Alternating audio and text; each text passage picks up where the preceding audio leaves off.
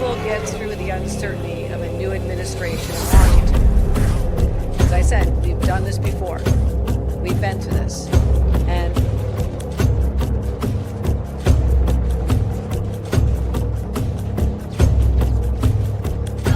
isn't necessarily the best place to start. In fact, I think our reverence for the truth might have become a bit of a distraction that is.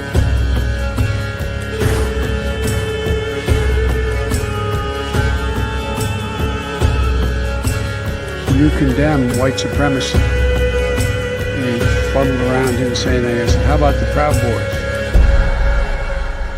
And he said, well, Ronald Reagan was 2 months into his presidency when John Hinckley Jr. blew a $20 million.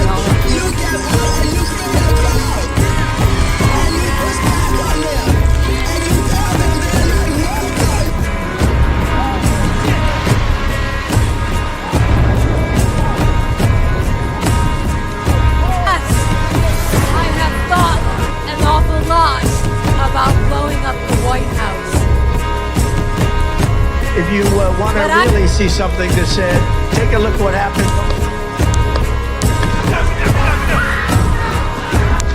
want to take this message to talk to your viewers real quick about the story, the conversation we need to have now. The BOP is wasting lots of tax dollars in frivolous spending, and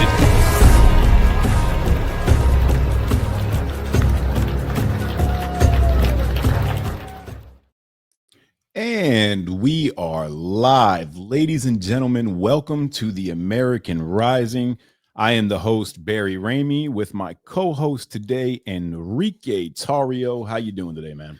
Barry, I'm doing great, and I'm happy. This is the first time we're in the studio where we have 4 guests.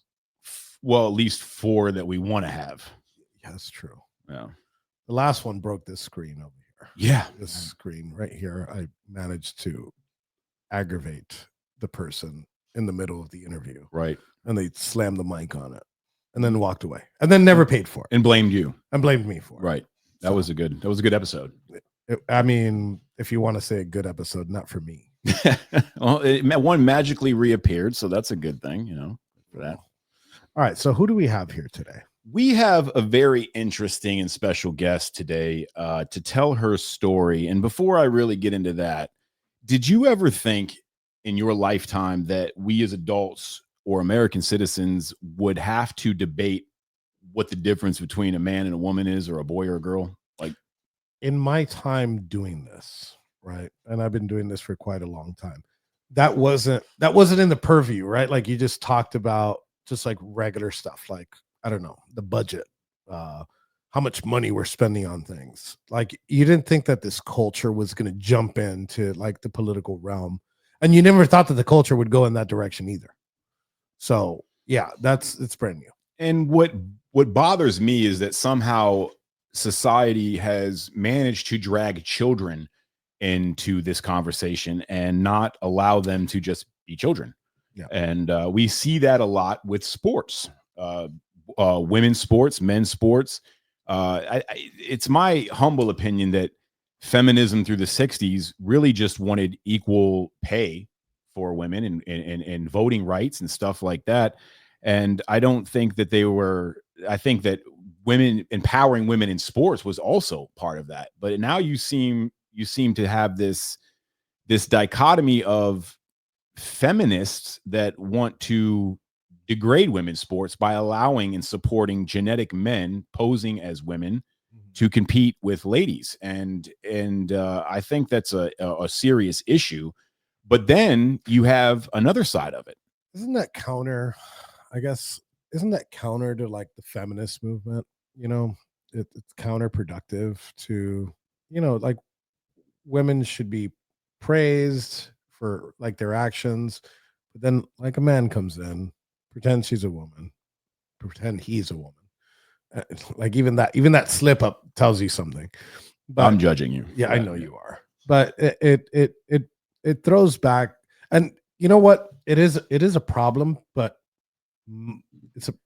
we've had a mental health issue in this country for such a long time that it's just it's just in that category. Is the mental health issue probably growing? Yeah, but like regular sane people, working class people, people that aren't political, right? People that aren't in the political sphere, it's pretty simple. You just ask them and they say no.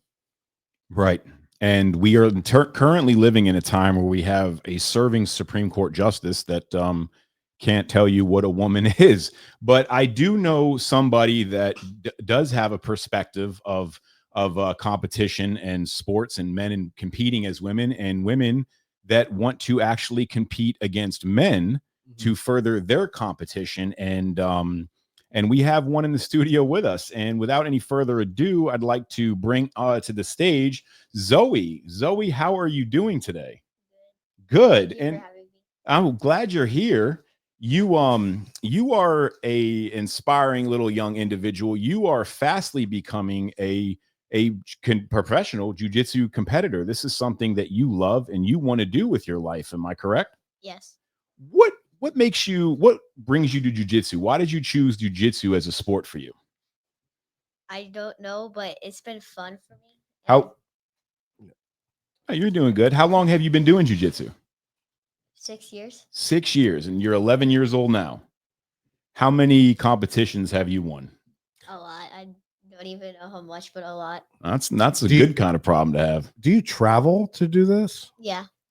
What states have you been in? That's pretty impressive, actually. Portland, Oklahoma, Dallas. Where else?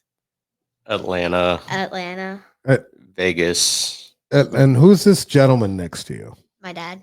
Oh, your dad. Your dad. What's your name? My name's David. David. He's got to be proud. Oh yeah, man. Because like she didn't just knock off like one state. Like I'm 11. I went to like Portland. She's like Portland, blah blah blah blah blah, and like she's like I can't remember.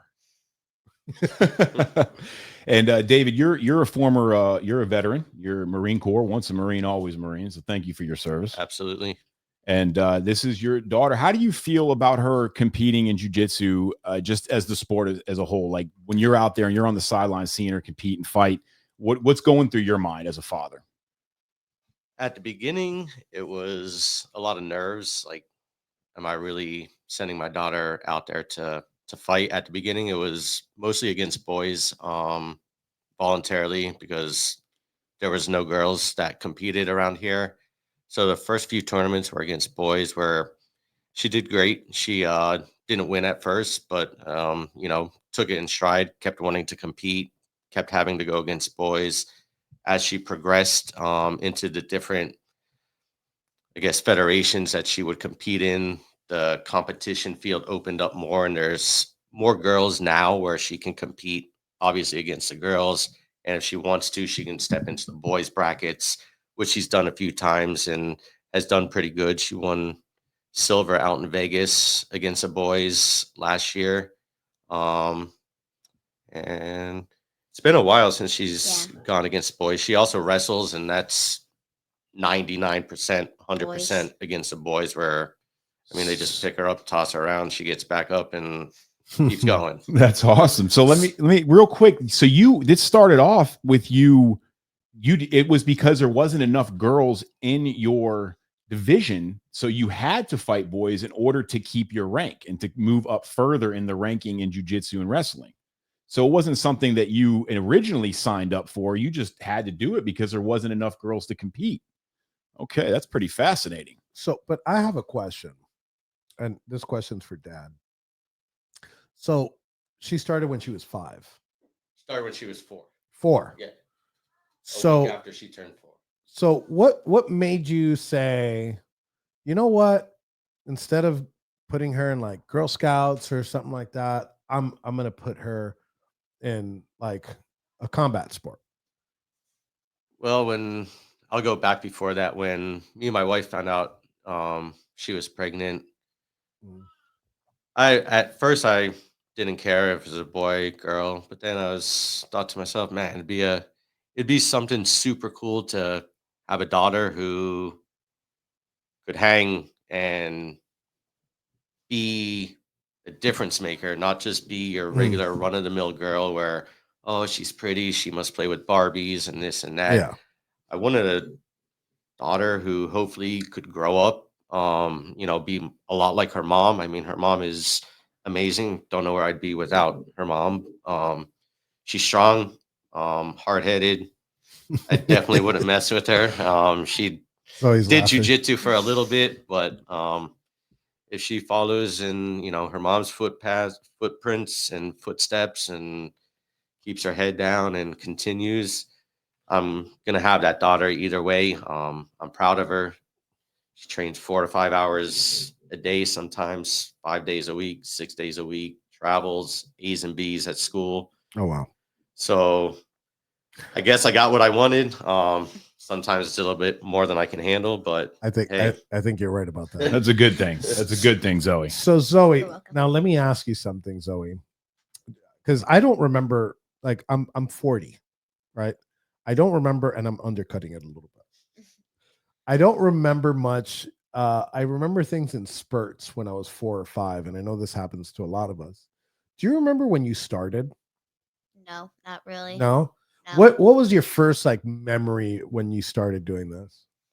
Where I would always be partnered up with boys, and there'll be like 2 girls in the whole class, and there was a lot of people out of them. So all I remember was sparring with the boys and practicing with them. Okay, but you were you were in elementary school, not like almost not even when you started, but yeah, you were in elementary school when you started, right? No, I don't know. 4. No, wasn't she even was in kindergarten. VPK, I think. Yeah, well, when she started, but when she started having the memories of these things, you started it. So, what do you love about the sport? That you get to try new moves, and then like you get to practice with friends. Like you have friends at school, but the friends at jiu-jitsu, they help you get better and push you to reach your goals. And to be better. Yeah. Do you think that the boys offer more of a challenge because they're a little stronger? Yeah, they do. And correct me if I'm wrong. If somebody doesn't really understand jujitsu, it's a grappling technique that uses fulcrum points in the body to induce a submission, to make someone surrender. Yeah. So technically, you make somebody choose to quit the fight because you have them in your full control. Is that how jujitsu works, Zoe? Yeah. Like I didn't know that. I was really bad at sports when I was a kid, in all of them. Like my mom put me in soccer, and I lasted like 2 or 3 days because I didn't figure out that there was positions to play. I would just run across the field and chase the ball like a little dog. So I was never good at it. So jujitsu, you have to make your opponent submit. No, that is like the end. It's not like a scoring. There is a scoring. Okay. In the federation I fight in, there's 4 minutes in total. The 2 minutes are points where you can submit them if you wanted to or control them. And with the last 2 minutes left, you can score points or you can also submit them. Oh wow. What's your favorite submission? A Kimura, I would say. Kimura. And what does that look like? If you were to get your opponent in a Kimura, what exactly is happening there? Like your arm is gonna be bent like an L, and then I'm gonna wrap my arm. One's gonna go around the arm, and the other one's gonna connect to the other arm like a grip, like to grab your wrist and like a grip, and you bring it back to their back. So if they do not tap out, what's going to happen to their arm? Their arm is probably going to break, or something will happen to their shoulder. The rotator cuffs, and that's the sport, and you don't have a problem with that because you're playing to win, correct? Correct. So if you compete against a boy, you don't care if he has a problem fighting a girl. If he's fighting against you, you're going to break his arm if he doesn't tap, correct? Correct. All right. Well, that sums that up pretty easily. I think if I were to get into the sport, and my chick does Muay Thai, right? She goes every day religiously. She definitely could put me in a submission hold or kick me. Muay Thai striking. Yeah. Well, whatever. Listen, I'm just trying to downplay it a little bit here. She's about 6'2", Okay. but she's in there, and what I do see is like that fellowship, right? The fellowship, because it's the same thing. She goes to the Muay Thai gym, and she has to fight men, which doesn't make me feel too good about it, because like I'm like, what do you mean you're sparring with? So, but it is impressive because she will get them and knock them on the ground. Yeah. So it is impressive that I didn't know that about jiu-jitsu, that it has to, it's a submission. Oh yeah, I mean, think about it. The guys like you and I, we grew up in you know, ruffians in the street. Yeah. We've all been in fist fights, and if you get knocked out from a punch, that sucks. But you have no control over it. You bobbed when you should have weaved, and you took the hit and you fell out. With jujitsu, it's almost, especially if you're a guy, because I mean, we're ego driven creatures. Can you imagine having a girl that you're physically stronger, you're faster, maybe even a little smarter, I don't know, but she wraps you up and gets your arm, you're conscious, and now you're in so much pain that you have to give up and you have to tap, but you're still conscious. Yeah, so I don't. That is humiliating. This is where I was going with it. If I were ever to go into jiu-jitsu, I think my pride would get in the way. I'll be like, all right, go ahead, break my arm. Yeah, break my arm. I'm not quitting. And that's what's going to happen. I'll have like my arm on the ground, and I'll be like, all right, I haven't lost yet. Zoe, let me ask you something. You respect your sport. You love your sport, and I got the privilege to come see you compete one day, and you were very passionate. You were emotionally attached to this sport, the outcome. You wanted to win, and you were going in there to win. And my question to you is, you see the situation happening in society where genetic men, boys that are born men, they are pretending to be girls and they're competing as girls. What is your opinion about that scenario, and why is it different from you who wants to fight a boy? Yes, it's hard for the girls always when they fight boys. If you're little or you're an adult, it's going to be hard because they're going to be stronger, maybe faster. But it's not going to be fair to the girls because they're planning on to fight a boy, but they're not planning on to fight a boy that's pretending to be a girl. So you know that what you're getting into, and you're aware of it, and it's not fair for a girl that thinks they're fighting a girl, that wants to fight a girl, and they're being sold this idea that this is a girl. It's a big difference from you who chooses to fight a boy. Yeah. Now, let me ask you a question. How many boys have you competed with, in tournaments in jiu-jitsu? Do you know off the top of your head? No. No? It's been a lot? Yeah. So, and do you know how many times you have won the match? With boys? Yes. Not a lot, but a few times I went against them. And so have you ever lost to a boy and then had to fight him again? No, I don't think so. Would you? Yeah, I would. And so if a boy Look at her beats you, face light up. it's awesome. Yeah. So if you lost the match to a boy and he beat you once, you'd want to fight him again to get that rematch. Yes. In a true competitor spirit. Yeah. All right. So, David, let me ask you a question. What do you have anything, what goes through your mind when she's competing against a boy? Do you look at it any different? Do you take it as a different kind of match than a girl, or talk me through that?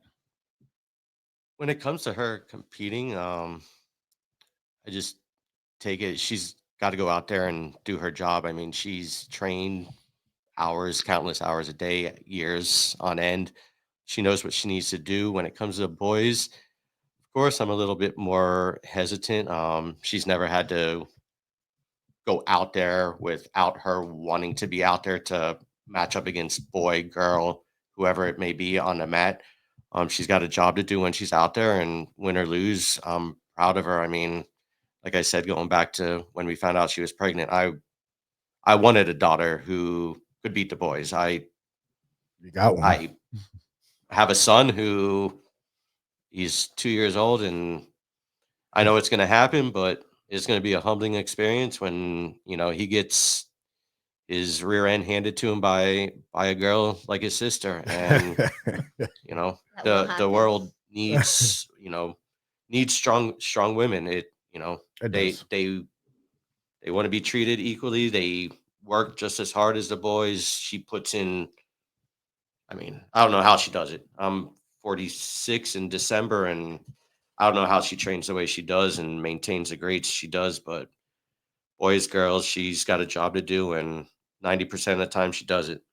And I'm sure there's a lot of people watching this that, and I understand the sentiment, how they would assume, oh, well, you're probably pushing her really hard. I personally know you and your wife and your family, and I can vouch that is not the case. This girl wants to compete in jiu-jitsu. This is what you want to do. I mean, Joe. look at the smile on her face every time you talk about it. She's like, yeah. she's got the cheese face on. You love your sport and you want to be the best at it. Do you have any plans of going into mixed martial arts and doing full striking later in your career, or are you going to keep it jiu-jitsu? When I grow up, I want to be a UFC fighter, and I also want to be good at jiu-jitsu, like winning a lot of titles at a lot of federations. Mm-hmm. And this is what you want for yourself. Your parents never really pushed you to this. They just supported you, correct? Correct. That's awesome. That is amazing. So let me ask you this, Zoe. What would you say to the parents of boys pretending to be girls competing in girl sports? Would you say what do you think about their parents? That I would say stop pretending for your kid, boy, to stop acting like a girl and pretending they're a girl. Just put them in the boys bracket, or you can put them in the girls bracket. Just don't have them act and pretend to be a girl. So here's another thing. Like I'm not privy to this. So I guess that's a question for you guys. Is this an ongoing issue at that age bracket? Like, does it happen at that age bracket? I'm not going to say issue, but I mean, not that I'm aware of, but I mean, you only know what you know. I mean, yeah, who knows? Especially in Mhm. today's day and age. I mean, because it is a societal issue, and we do see people like. Are you guys familiar with Riley Gaines? yeah. So Riley Gaines is big on this. It's like her central issue, and the way that she comes about it is in the real form of feminism, like women are women, men are men. And if there's like a co-ed competition, there's no problem with that. Like I would love to see like some like co-ed sports, right? And in some cases there are some sports that have it, and that's not an issue. You got me? That's just men competing against women or whatnot. But like if you have a women's division and like you're bringing men to compete in women's division, then that's where the numbers get skewered, and they get funky. But just to back on the topic, like Zoe, this is so great. Barry had told me about this, and I'm like, what do you mean she's 11 and she's been in this sport for this many years?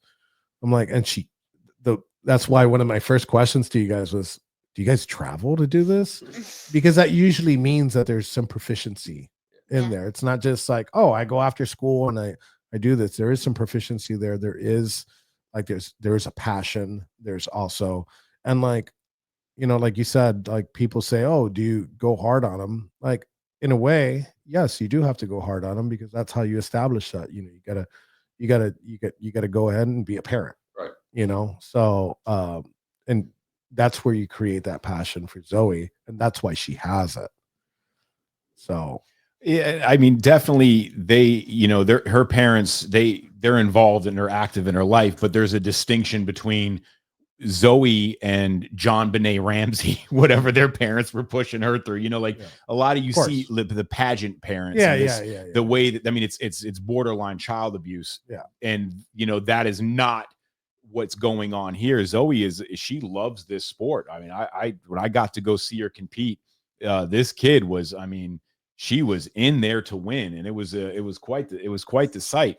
So now if you were told that you had to fight a boy that was pretending to be a girl, David, this question is for you too.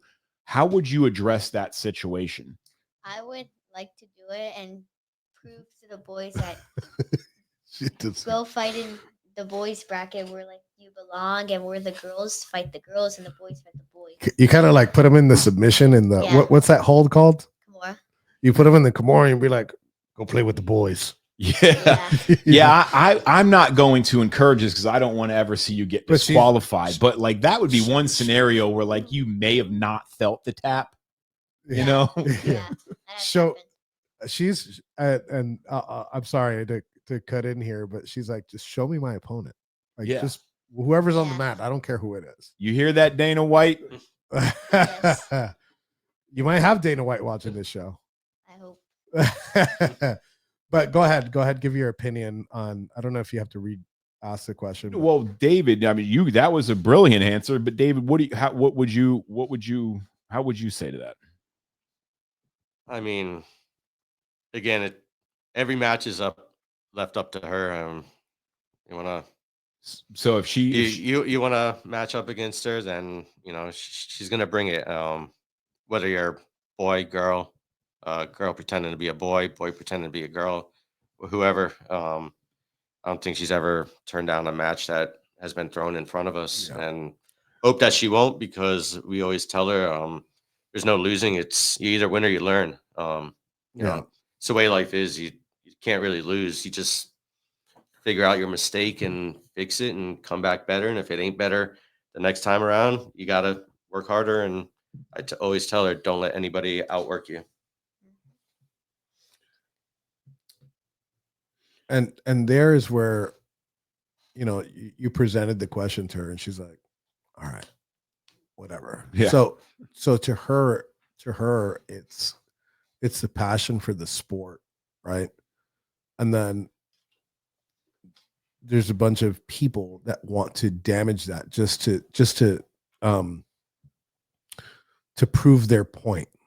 Like, I don't know why it's like the world has to, you have to like shape the world and be like, oh, this is what I believe in. Here you go. You have to like push it in there, because there's so many people that are like Zoe that are passionate about the sport, and like they're bringing the politics into the sport, right? Because before this, there was no argument, right? It was women's sports, men's sports, and that's it.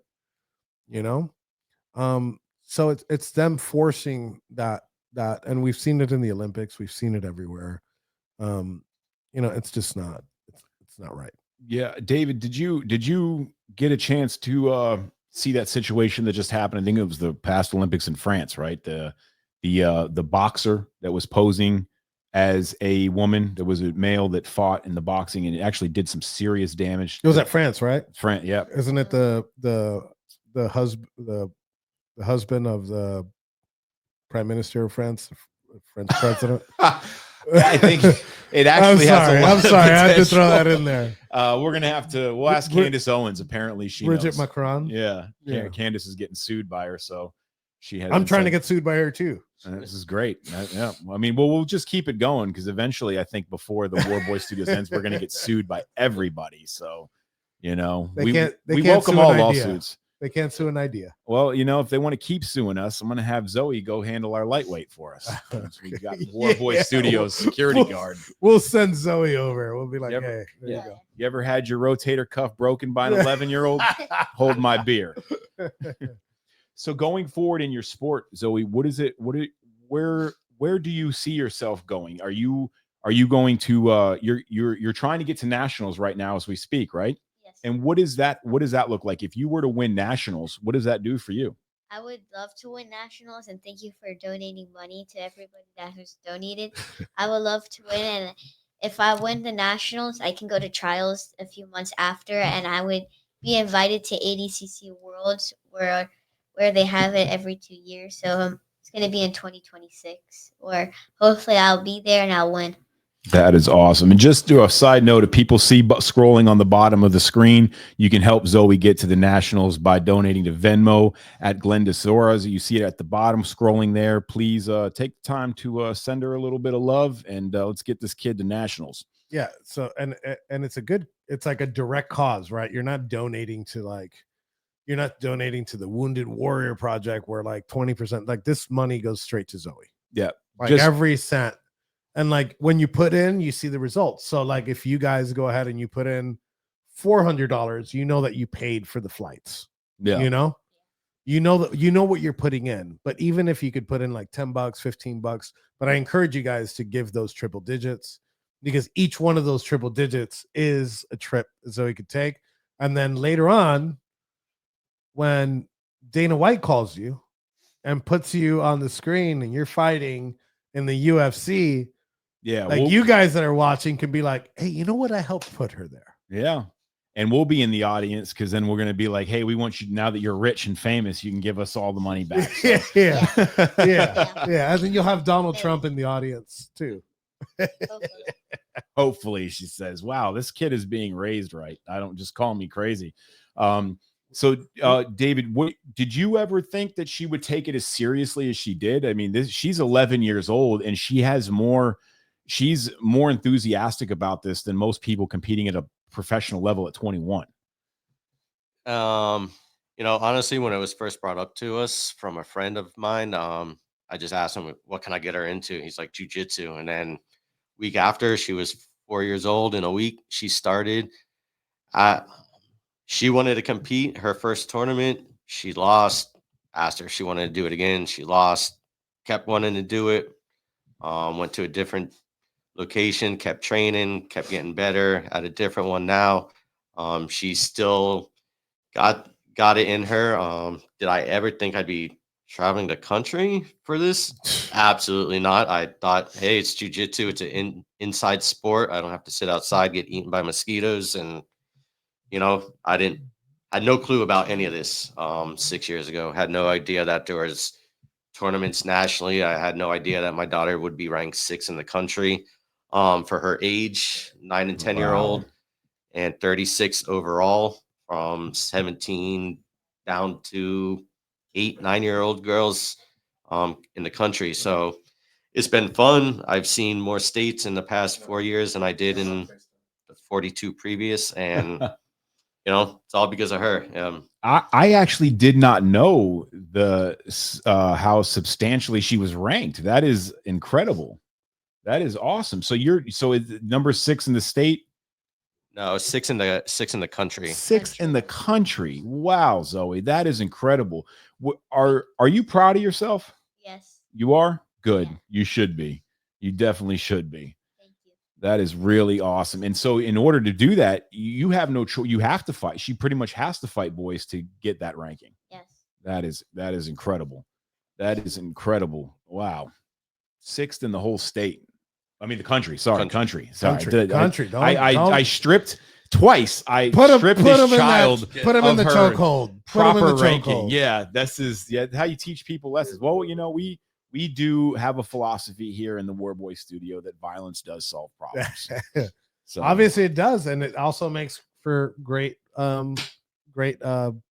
passions and life choices. Absolutely. Fight sports are amazing to me because I remember when I was younger, right?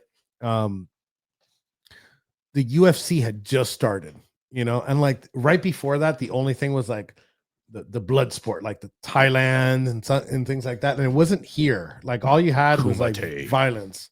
I mean, violence. All you had was boxing, right? Yeah. So you had boxing, and UFC hit the airwaves, and it became like this sensation, and it's only grown more and more and more and more to the point where like I meet people and everybody has something to do with a fight sport.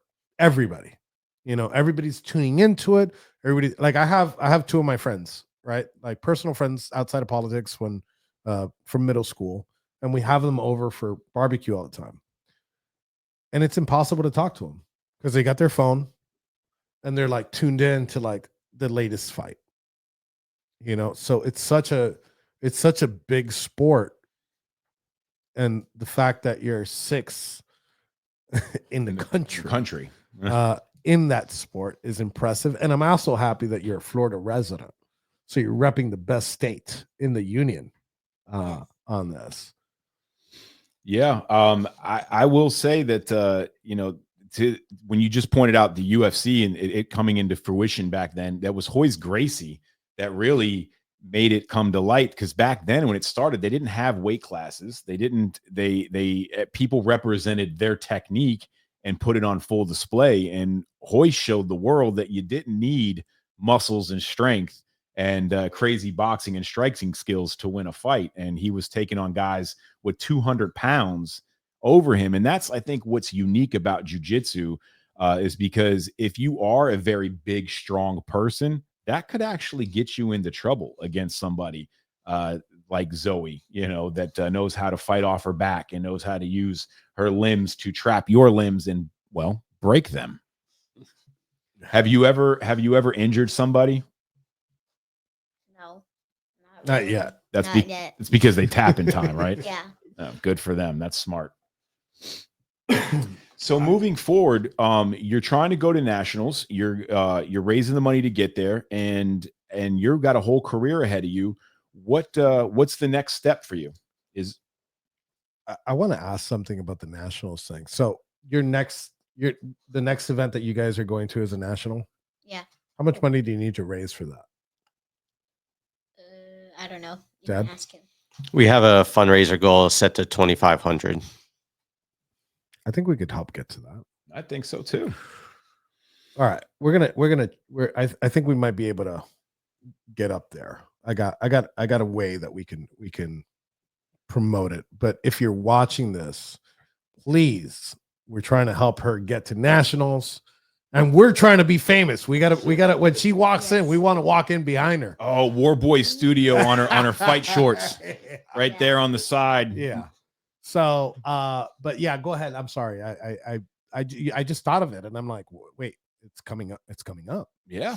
No, she's getting Yeah, and don't mean to cut in. No, go ahead. All the money raised, I mean, it's 100% hers. I told her you can go for a day and be done. You can stay in a nice hotel room if you want, but it's yours. I'm not touching it.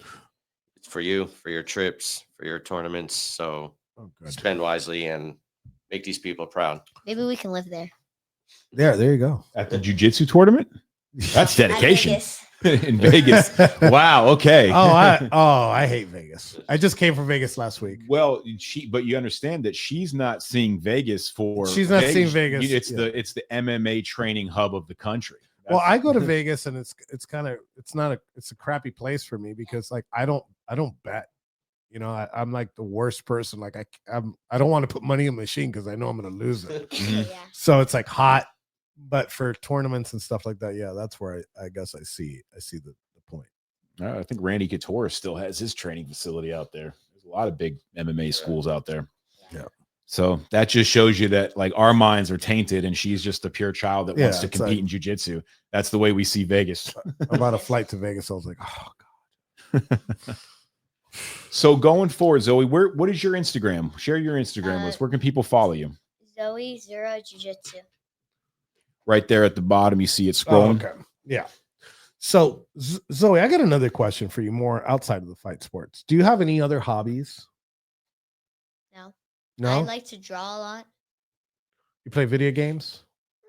No. She draws jiu-jitsu players, and she only plays jiu-jitsu video games. Yeah. I like to play the old Nintendo and the boxing game. Oh, you're kind of like Barry in that respect. Mike Tyson.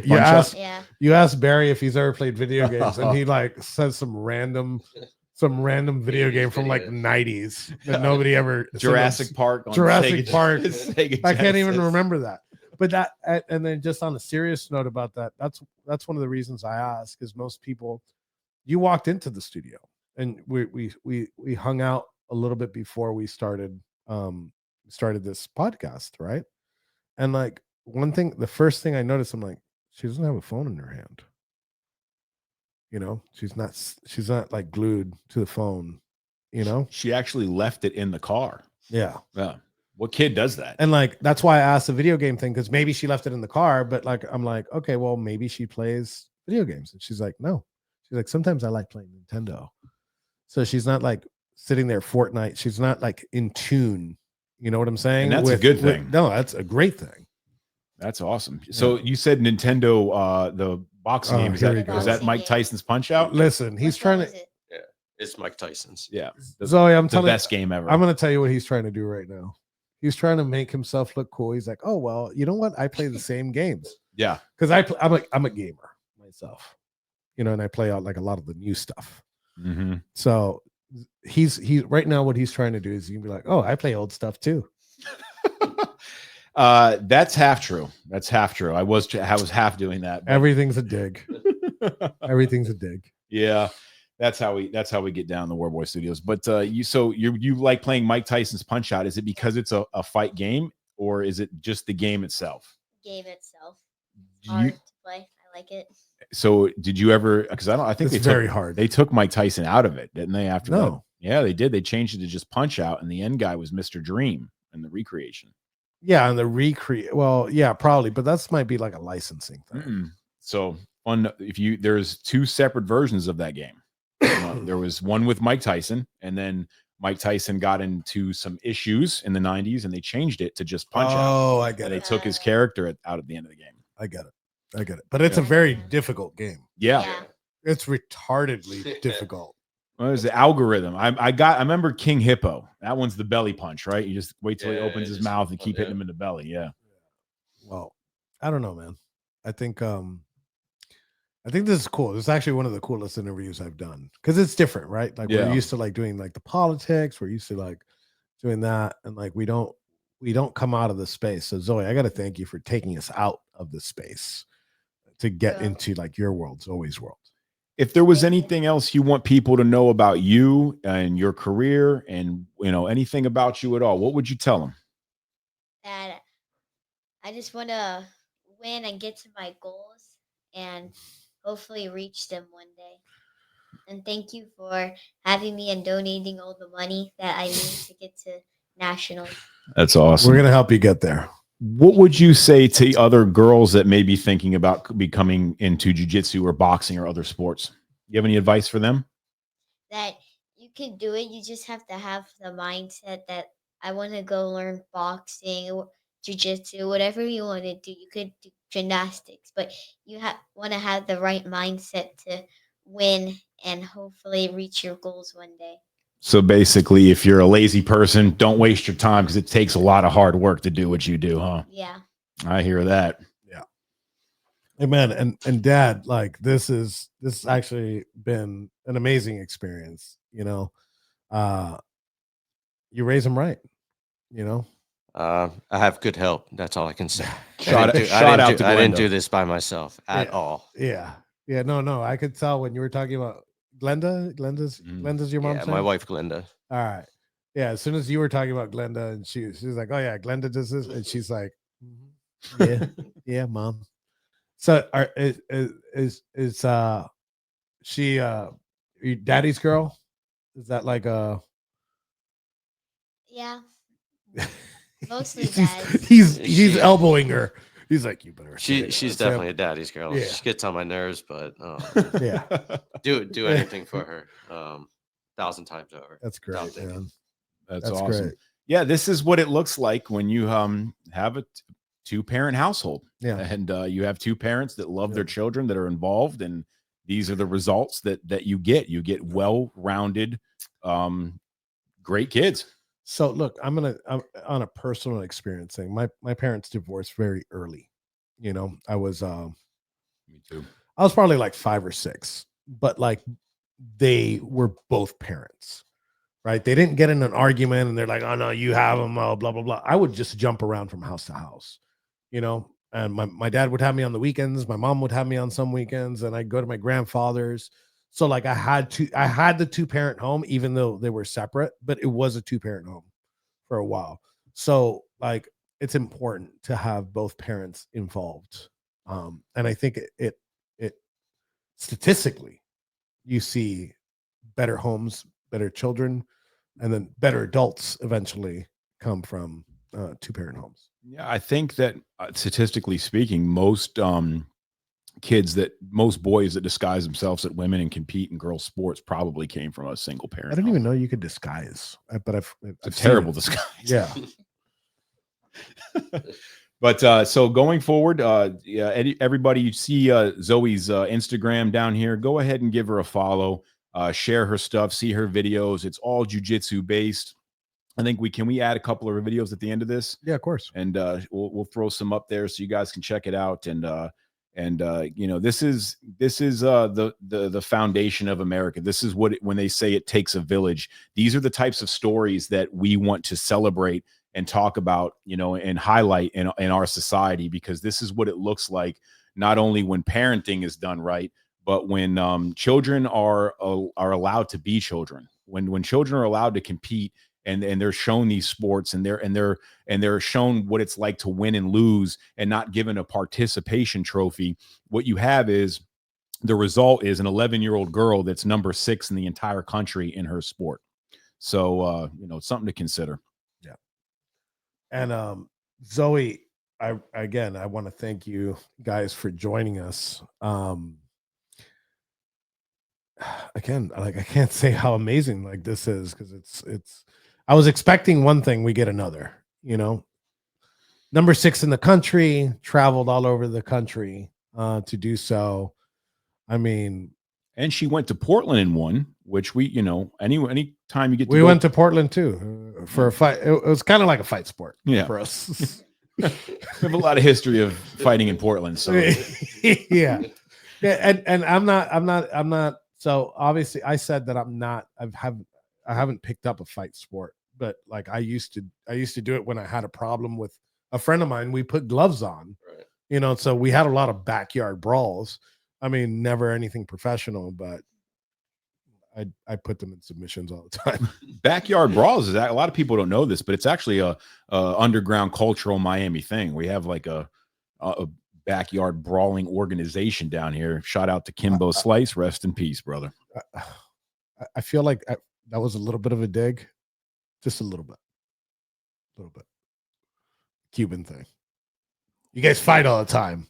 A little bit. All right. Some roosters running around everywhere. So, ladies and gentlemen, thank you for tuning in to the American Rising. Our guest today, Zoe, we are very happy that you were here. We are looking forward to following your career and seeing where it goes. And it's very clear that you have the foundation in the making to become a champion.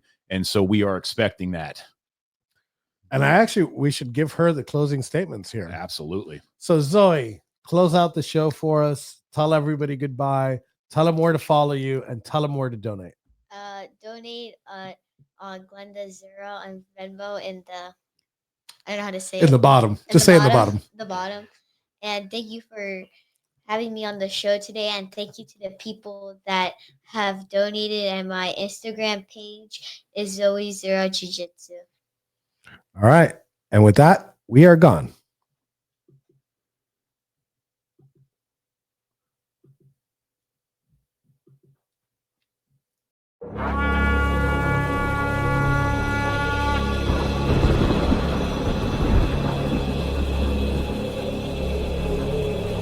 We will get through the uncertainty of a new administration in Washington. As I said, we've done this before. We've been through this. And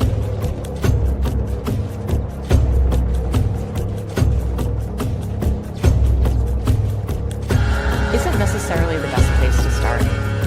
In fact, I think our reverence for the truth might have become a bit of a distraction that is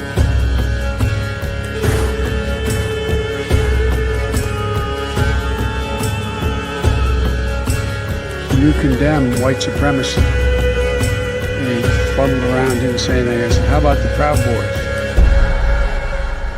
And he said, well, Ronald Reagan was 2 months into his presidency when John Hinckley Jr. blew a $20 million